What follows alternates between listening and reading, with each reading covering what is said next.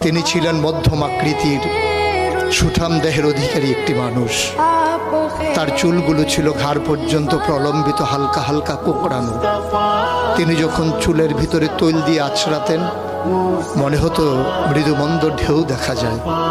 তার কপাল ছিল চওড়া, ভ্রুগুলো ছিল জোড়া ভ্রু, ধনুকের মতো বাঁকা।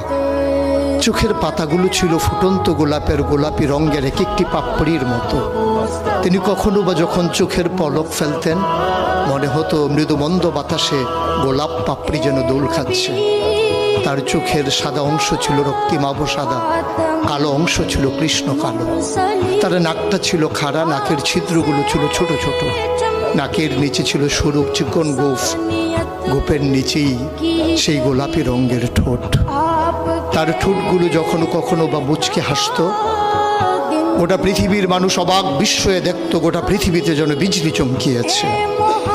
তিনি কখনো বা যখন এই রাস্তা দিয়ে হেঁটে যেতেন, এক মাস পরেও কখনো যখন সাহাবা হাঁটতেন, তার গায়ের জান্নাতি গন্ধ তারা পেতেন।